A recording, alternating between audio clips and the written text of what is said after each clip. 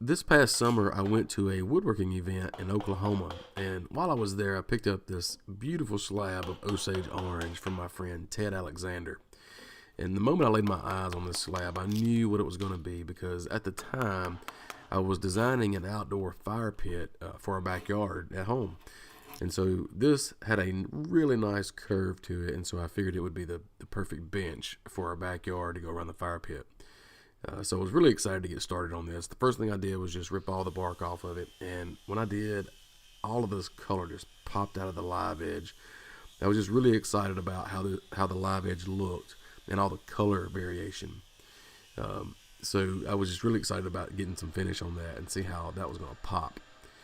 But the next thing I wanted to think about was how I was going to do the legs. And the thing that I settled on was I was going to drop one side, cut part of the slab off and drop it down for one of the legs, and it was going to have this mitered corner look. And so I had to figure out, the height of the leg and all that, and cut the angles there. And on the other side, I was going to make some hickory legs. I was going to turn a couple of legs and have some splayed legs on one end, and like I said, on the other end was going to be the slab leg. So I'm turning the legs down here just to a rough shape. The final shape that I'm looking for is just a tapered leg from the middle, and it's tapered down in both directions. It's just a simple look. But I'll get back to the legs a little bit later on. The next thing I wanted to do was to figure out where I wanted to put some bow ties. I had a few splits in this slab on the ends, and so I wanted to put some bow ties in there and just kind of dress it up a little bit and give it a nice look. And I'm cutting the bow ties out of the same hickory that I'm doing the legs with, and so it should tie all together. And so what I did, I just took a strip of hickory, it's long grain here, draw out what shape I want for each individual split, and then I'll go to the bandsaw and cut it, and then I'll take it back over to the slab and trace it out, and I'll be sure to number those so I don't get anything mixed up. I'll know which bow tie goes where. And after I got it traced out, I just take my router and I just hog away the majority of the waste as much as I can without going over the line.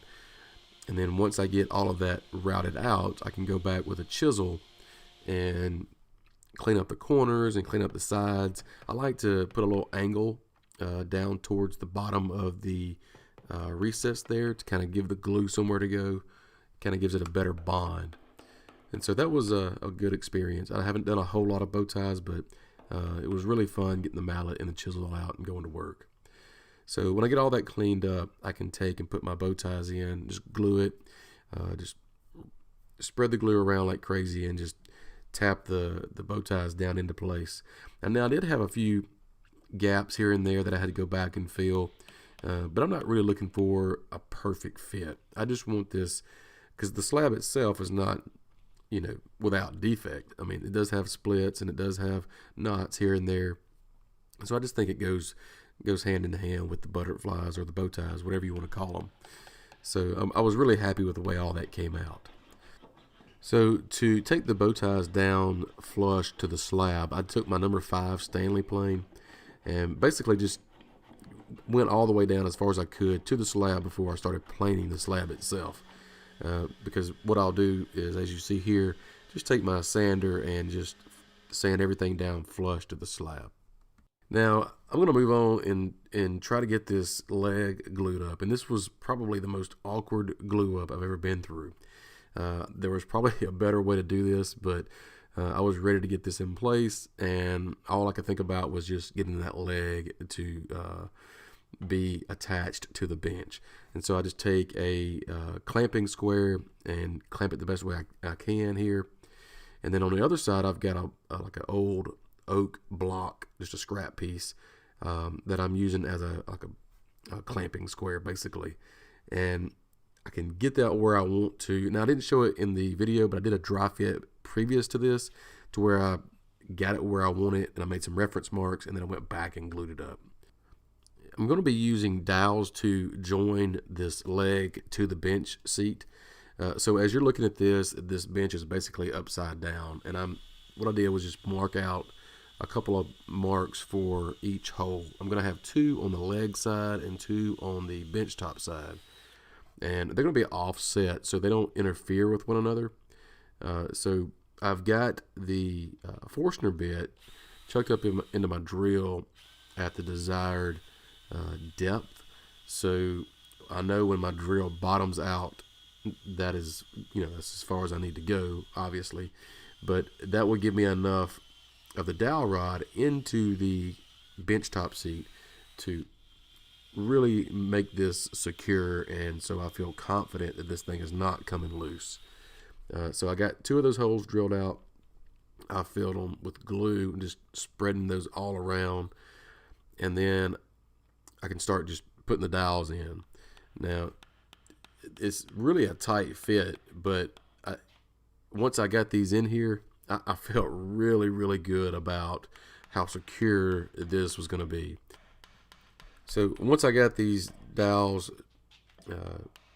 hammered all the way in to where they just bottomed out, I just took a handsaw and just cut these off. These are poplar dowels, so they're not really hard to work with. Really easy to cut, and really easy to sand as well. So I had to flip this thing over, and it was really heavy. So now I've got to drill 2 more holes in the top, which is the seat, and put 2 more dowels in the top. Now I'm going to have, when this is all said and done, I'm going to have 2 in the leg side horizontally, and then 2 in the seat, which will be vertical. Should give me a really good solid joint, and the miter live edge here shouldn't separate.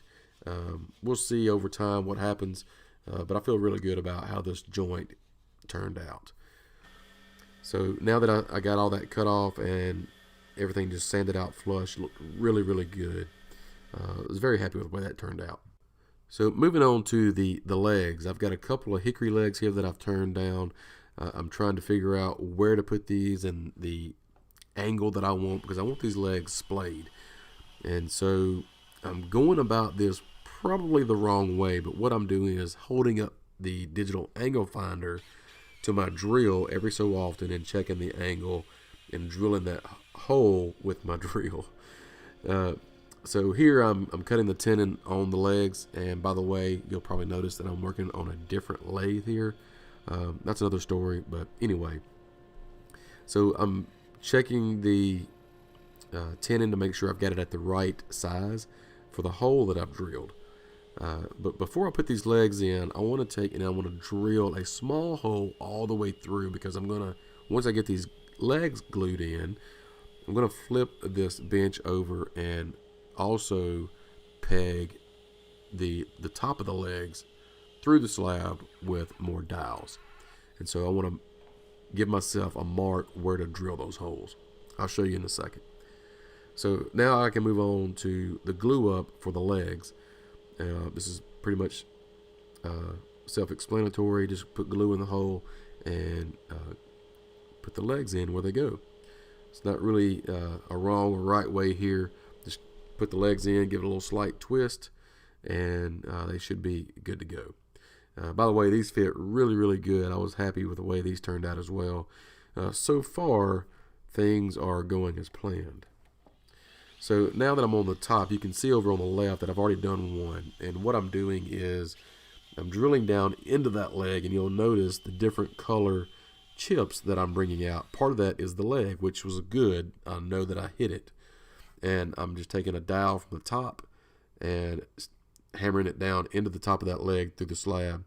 And kind of what that creates is a stepped tenon, basically.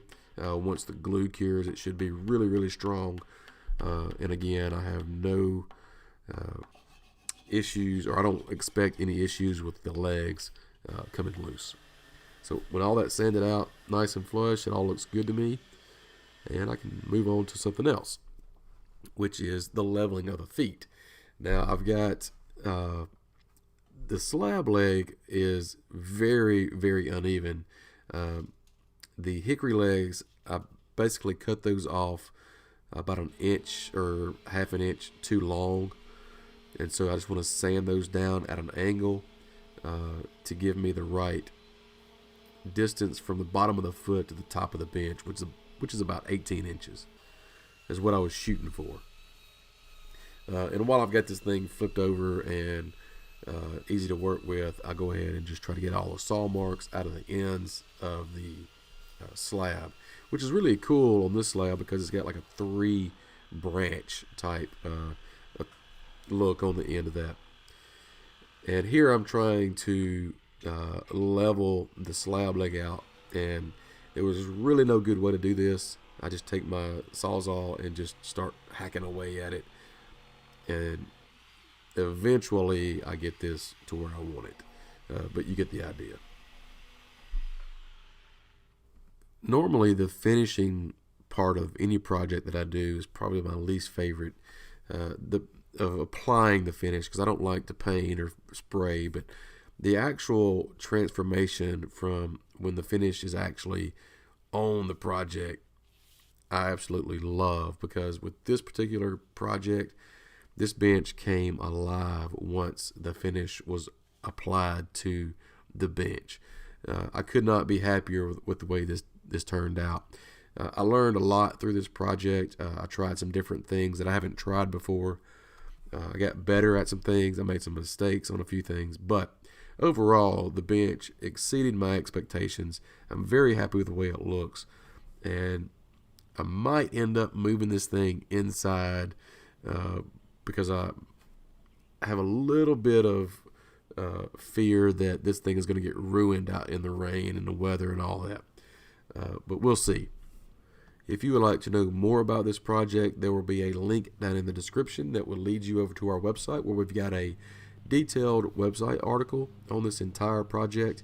I would appreciate it if you would check that out and share it with your friends and family. Share this video while you're there on the website. Sign up for our newsletter, where you can stay on the inside with what we're doing. And if you're not a subscriber to this channel, I would encourage you to please hit that subscribe button so you don't miss any future videos that we have coming out. So thank you for watching. I really hope you enjoyed the video, and we'll see you next time.